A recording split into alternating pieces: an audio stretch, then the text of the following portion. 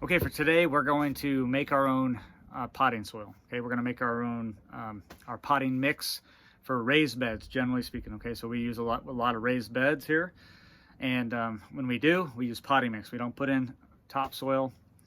We put in potting mix, and so I'm going to show you how we make our own here, and it's all based on what's called Mel's Mix. Okay, based on square foot gardening.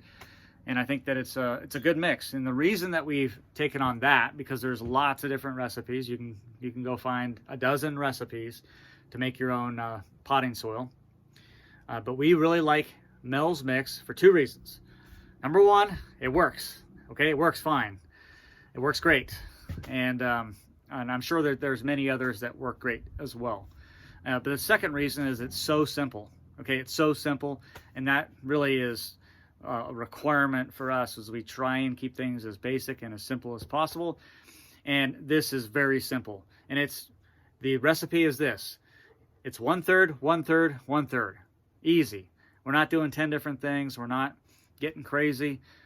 We're doing 1/3, 1/3, 1/3. And that is 1/3 compost, 1/3 vermiculite, and 1/3 peat moss. Okay, so let me show you that right now.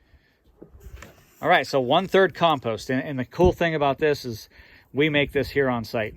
And as you can tell, we do not sift or anything like that. We just don't. We make the compost here, and we use it as is.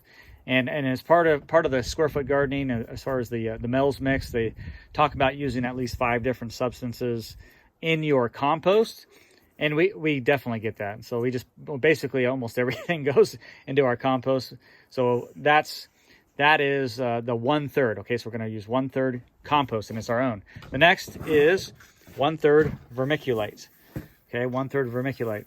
It's very light. Okay, and what it is it's rock that has been heated and expanded. Okay, rock that's been heated and expanded, and then obviously crushed up. And so it's very light, but it holds moisture, provides a lot of aeration, and it's a great addition.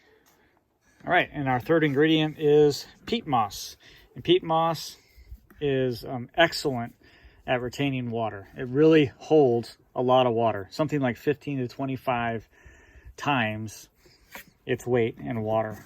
Okay, so that's the third ingredient. So we're going to mix these 3 together, and I'm just going to make a real small batch so you can see how it works.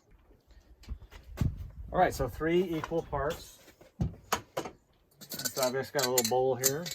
And if we take, and let's start with the compost, and I'm just going to say, a 3/4-ish bowl. All right, and then we get so that was our compost that we make here. Okay, and then we got a 3/4-ish vermiculite. And then 3/4-ish bowl of peat moss. Okay, so we're going to take that and I just kind of mix it up.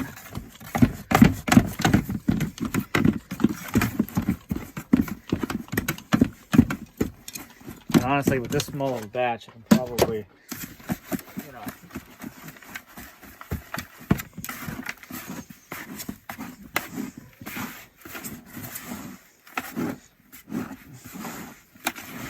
all right.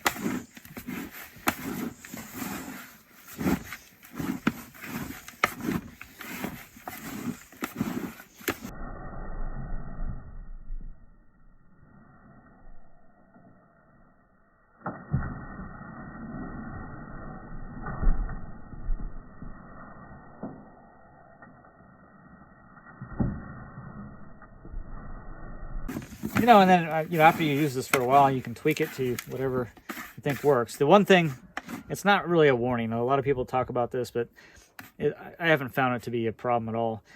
As they'll say, peat moss is acidic. Be careful. It is true. It is slightly on the more acid side, but we're not talking about like extreme acidity. It's just not.